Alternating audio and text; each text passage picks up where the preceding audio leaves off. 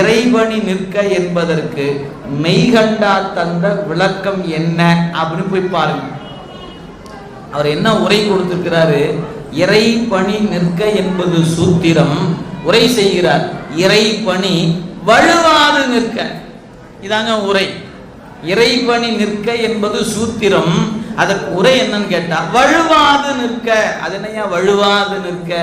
வழுவி போதல் என்பது ஒரு நாள் செய்வோம், இன்னொரு நாள் செய்ய மாட்டோம். அப்படி நேரம் கிடைக்கும் போது செய்வது. நீங்க கோயிலுக்கு போவீங்களா? நேரம் கிடைக்கும் போது போவேன். எப்பயா நேரம் கிடைக்கும்? எப்பவாவது கிடைக்கும். இப்போ விளக்கம் கேட்டீங்கன்னா நேரம் கிடைக்கும் போது போவேன்னு அர்த்தம். அவன் ஒழுங்கா போறது இல்லைன்னு அர்த்தம். நான் ஒவ்வொரு நாளும் கோயிலுக்கு போவேன்னு சொல்வது வேறு, நேரம் கிடைக்கும் போது போவேன்னு சொல்வது வேறு. திருமுறை படிப்பீங்களா? நேரம் கிடைக்கும் போது படிப்பேங்க. நமக்கு எங்கெங்க நேரம் கிடைக்கும்? காலையில் எந்திரிச்சா தூங்குற வரைக்கும் நேரம் கிடைக்கும். 24 மணி நேரம் பத்த மாட்டேங்குது.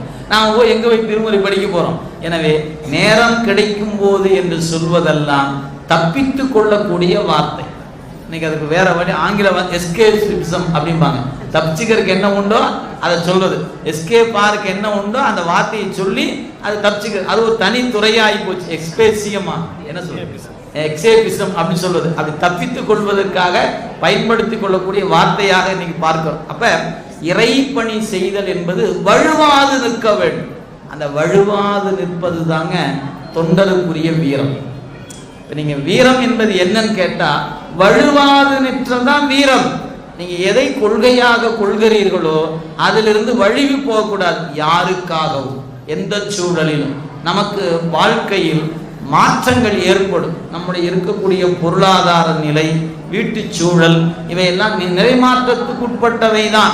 அப்படி நிறைமாற்றத்துக்கு உட்பட்டு இருக்கிற வாழ்க்கையில எடுத்துக்கொண்ட பணியில் நீங்கள் வழுவாது நின்றால் நீங்களும் வீரர் தான்.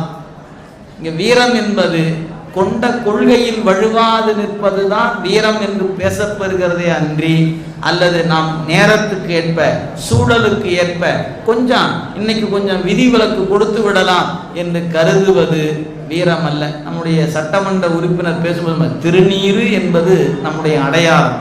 எந்த நேரத்திலும் அது இருக்க வேண்டும். நான் சட்டமன்ற உறுப்பினராக இருந்தா என்ன, அல்லது இல்லாது இருந்தா என்ன, என் அடையாளம் இது என்று ஒரு சட்டமன்ற உறுப்பினர் உரிமையோடு நமக்கு சொல்லுகிறார் என்று சொன்னால் நமக்கு எவ்வளவு உரைப்பு இருக்கணும் சிந்தித்து பார்க்க.